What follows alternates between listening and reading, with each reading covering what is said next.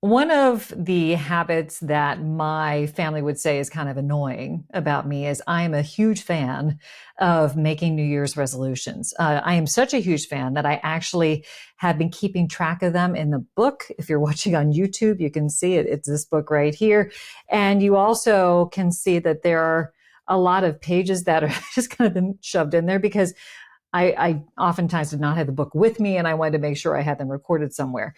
But I've been keeping these New Year's resolutions in this book since 1993. And I don't think I've missed a year. I did it first by myself. Then I made my spouse do it with me. And then I made my kids do it with me, which is why they find it to be an annoying habit. But as I look back through the resolutions over the 30 plus years, what I noticed is that I used to be really, really ambitious, and I had a very long list of things that I was sure I was going to accomplish over the course of that year. We're in February now, and maybe you started with a very ambitious list of New Year's resolutions, and perhaps you've already broken several of them. Well, this is your opportunity to get a do-over because this episode is focused on New Year's communication resolutions, but they're resolutions that are simple enough to stick. Stay tuned.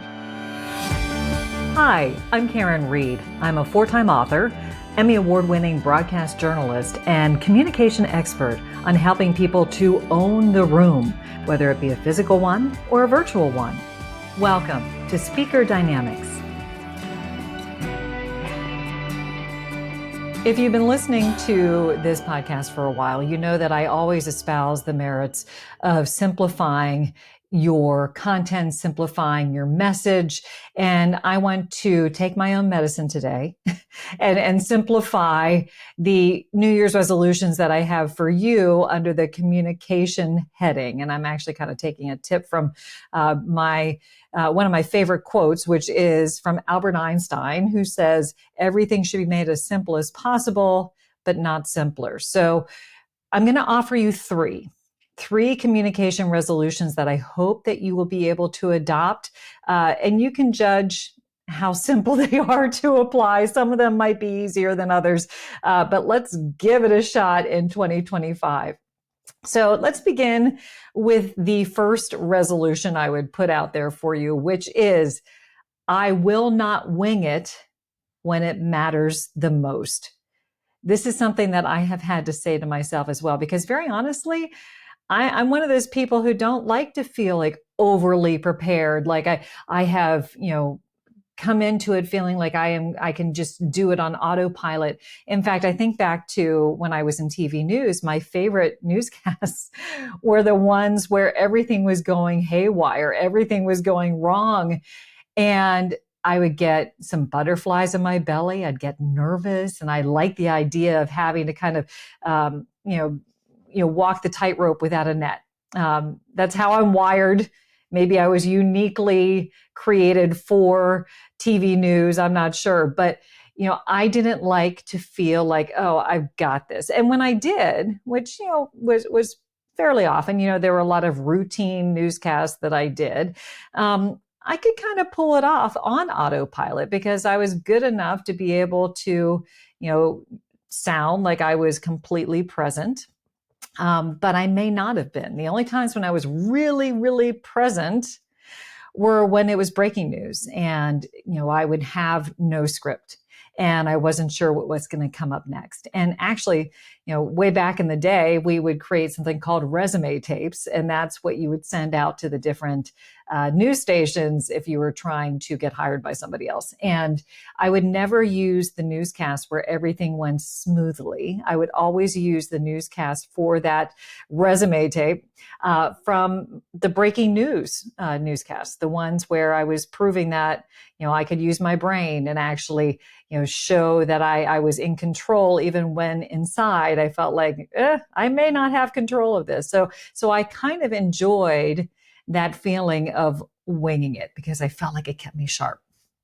It worked pretty well most of the time, but if I go back a little further, I can give you an example of when it did not go well for me. So uh, this is back when I ended up being first runner up for Miss Pennsylvania. Now, I am not a pageant person. I did it one time. I ended up winning the local pageant, which was a complete shock to me. In fact, there is some photo out there of me winning the local pageant, and my mouth is agape, and I look completely baffled that I was wearing a tiara on my head. So it's a hilarious shot, but it does absolutely reflect how I felt about that moment. But I ended up going on to the Miss Pennsylvania pageant, came in first runner up. I was very satisfied with that because if I had won, I would have actually had to take a year off from college, and I was not into that whole concept. But anyway, sometimes I would be called upon to do these in-person appearances as Miss Pennsylvania, and I'd put on my tiara and I would go and sign autographs and things like that. And I was at some big county fair in the eastern half of the state. And I knew I was going to have to say something, but I'm like, I got this. I'm relatively articulate. I think I'll be fine. Well, I did not adequately prepare. I decided I would just wing it. And it failed. So I was trying to express my appreciation for the beautiful landscape that was surrounding me. We were up in the mountains. And I said, I really love your land. And, my mom was in the crowd and she started guffawing. She thought it was hilarious. I did not have the vocabulary to adequately express what I was trying to say. So in that moment, I really wish that I had not been winging it because perhaps I would have done a better job. So, how can you apply this to your world? Well, you have to think about what level you can wing it. It's directly related to how important that situation is. So, for example, giving your team a status report on a project that you've been working on together. That's probably something that you can, wing it with, because as long as you have the information available, you can trust yourself to communicate in the words that come to you in the moment. But if you're presenting to senior leadership and it's super important and you don't get the opportunity very often, you owe it to yourself not to wing it. And that means actually putting in the preparation time. So you want to go into that situation where you're feeling fully prepared, because here's the thing: when you go into a meeting with a senior leader, you might have a plan and how you're going to be presenting it, but they might have other plans, and then they throw you a curveball. They try to hijack the conversation. Maybe your technology fails. You're going to be able to handle that in stride if you feel like you've put the time in advance to be able to manage that. So, carve out the time on your calendar and become master of your content, and also practice it out loud. If I had done that before my Miss Pennsylvania experience, I think I probably would have come up with better phrasing than "I love your land." It was a weird moment. And of course, it was in front of my mom who keeps me grounded at all times. So learn from my lesson. All right. So resolution number 2, I will lean in to listening. So the best leaders that I've worked with all share this very common belief, this common trait. They believe that it's more important for them to be good listeners than to be good speakers, which sounds like a crazy thing for me to say, seeing that I'm a communication coach and oftentimes I'm working with leaders to help them to formulate their message and to deliver it with influence and impact.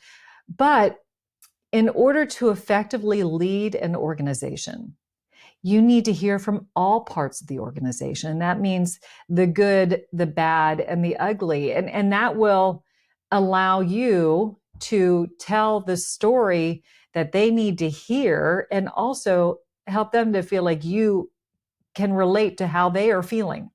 So if you are operating from your own version of the truth and you're basically in an echo chamber, whatever you say will be from your own vantage point, and you may miss the mark entirely, and it won't land with your audience. And that's whether it's a conversation that you're just having with one person down the hall, or whether you are taking part in a company-wide town hall. You need to make sure that you are listening even more so than you're speaking, because that's going to make you a much more effective leader. But it's also a critical component of relationship building. So, everyone wants to feel seen and heard, whether it's your coworker, your friend, or your spouse. And it's so much easier to turn our ears off, especially like if we've had a long day and you sort of listen to what your partner says, but you're not like really, really listening. I've been busted by that many times where he's like, I told you this already. Like, did you? Okay, I admit I probably wasn't fully listening. But what happens, whenever we sort of half listen, or we just passively hear, but we don't take it in? Well, we miss out on key information oftentimes, key information that we should be acting upon. Or maybe we build up this barrier to our ability to connect. And this applies to your personal life as well as to your professional life. But I tell you, being a good listener, it takes a lot of practice. So what I would suggest is challenge yourself, like once a week. Say, okay, today is the day that I am going to try to be an active listener in a conversation. So what does that look like in practical terms? Well, for example, let others lead the conversation. As human beings, we are programmed to try to seek out connection with others. And oftentimes what that looks like is somebody will be talking about something and they'll be like, oh yeah, oh, I went to that restaurant as well. Let me tell you about my experience. And then suddenly we're no longer listening. We are talking about what happened in our world and how it applies. And even though it's not nefarious, we're not trying to be a jerk by, basically taking away their speaking baton. We're just trying to connect, but still it shuts down the conversation completely, from their perspective. And you're kind of asserting power where you shouldn't. So don't hijack the conversation.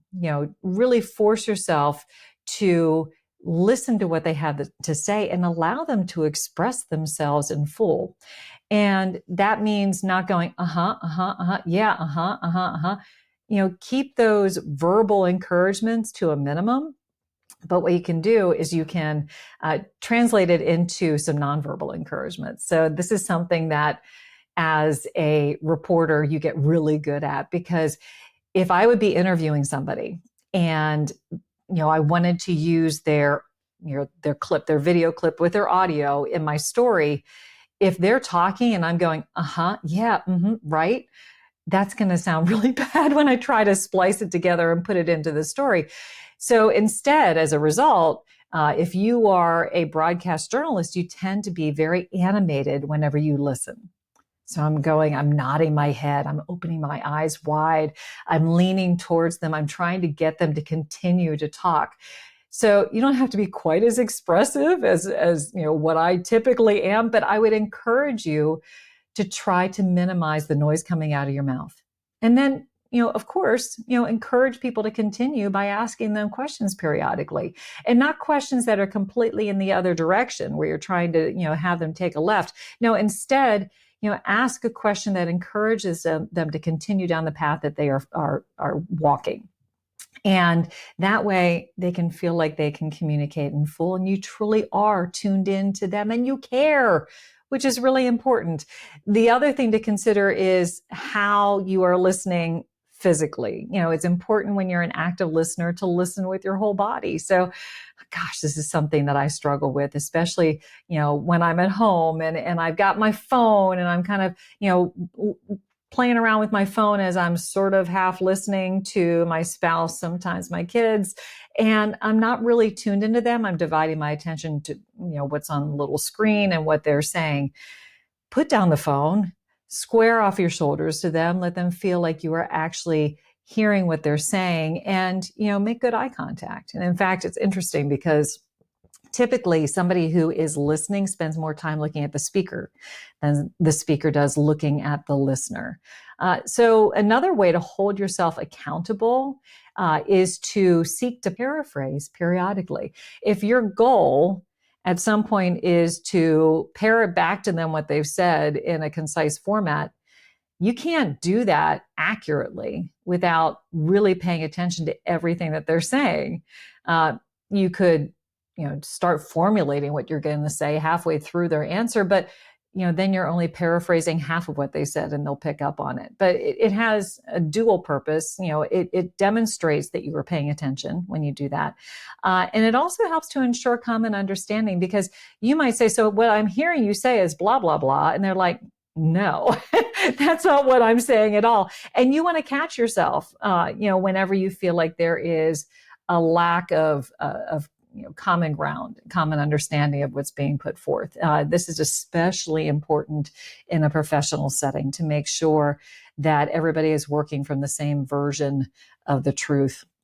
And if you think, leaning into listening is not all that important, I'm going to tell you a quote from the book People Skills, which is an oldie but a goodie. It's written by Dr. Robert Bolton. And he says, and I'm going to read this so I get it right. He says, the quality of your friendships, the cohesiveness of your family relationships, your effectiveness at work, these hinge in large measure on your ability to listen.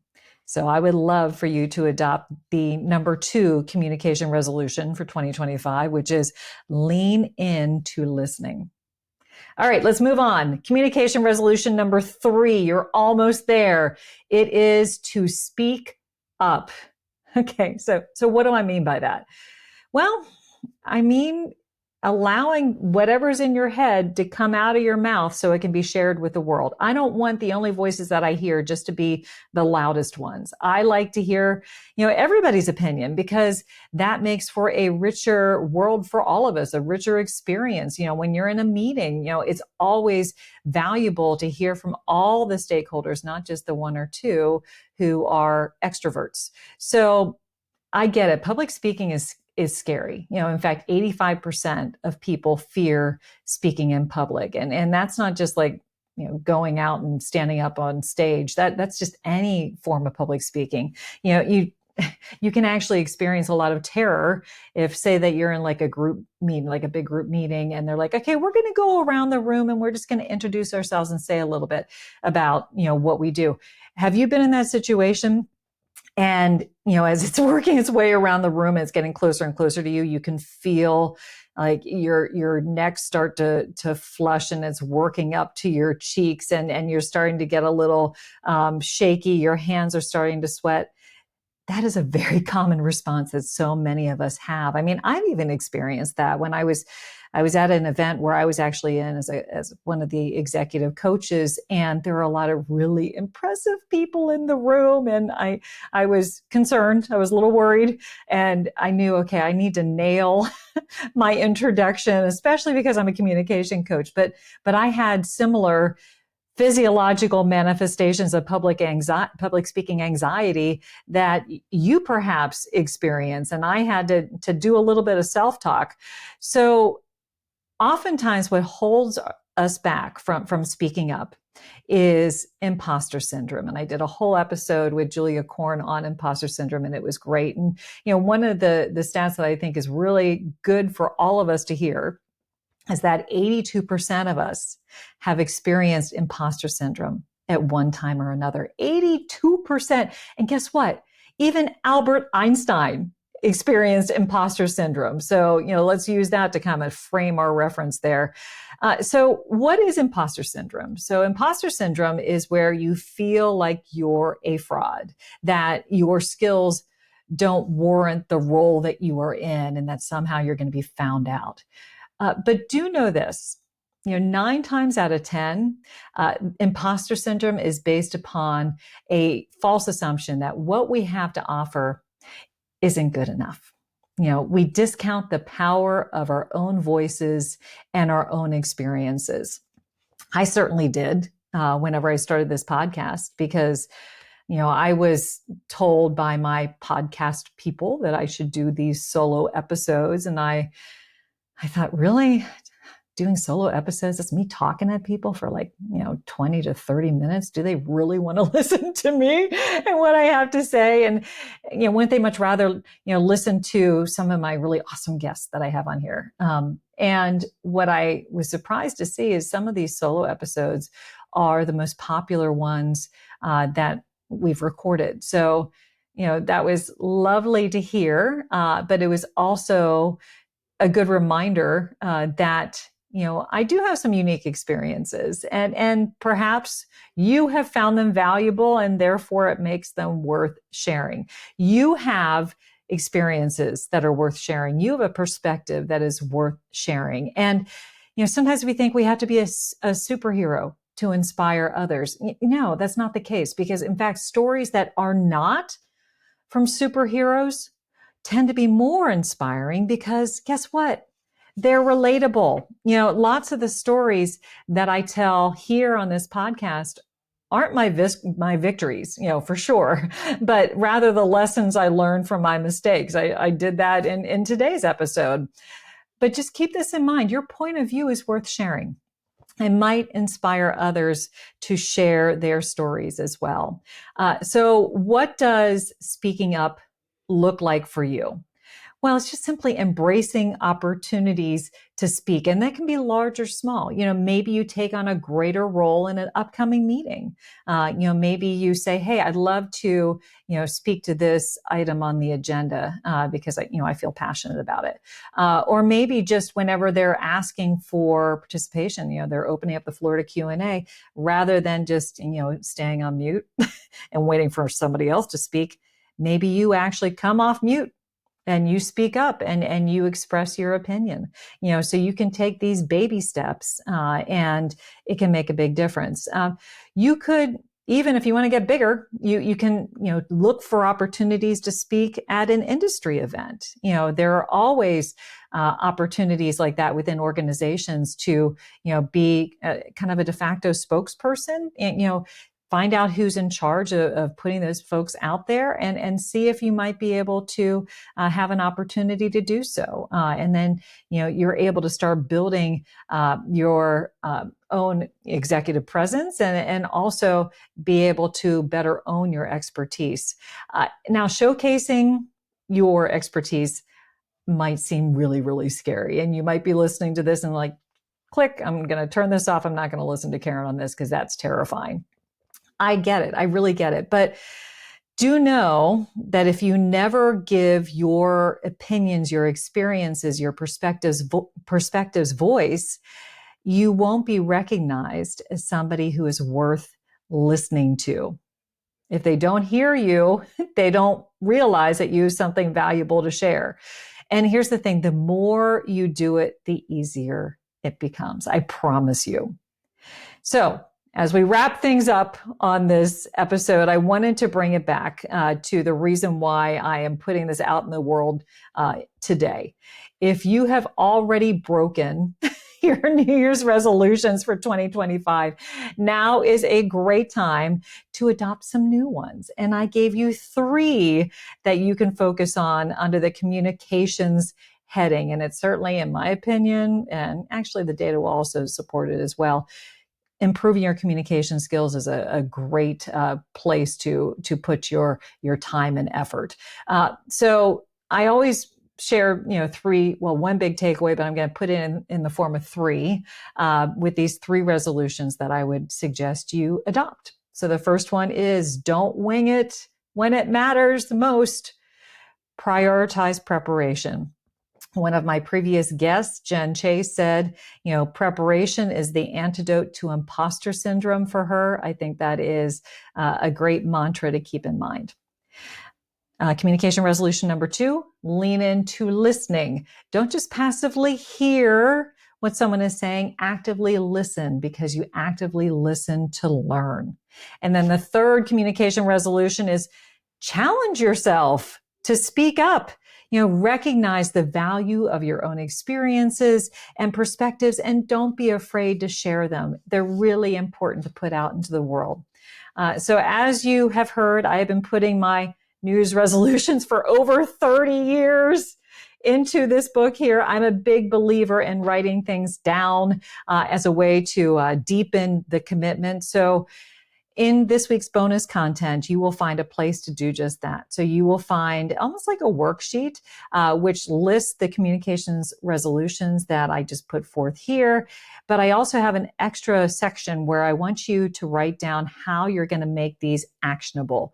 What are you planning to do? Because I don't want it just to be theory. I want you to come up with a list of, maybe 2 or 3 ways that you're going to put this into action and really make a difference over 2025 and improve your communication skills. So if you want to reach it, you can go to speakerdynamics.com/bonus content. Once again, it's speakerdynamics.com/bonus content to access that worksheet on your communications New Year's resolutions.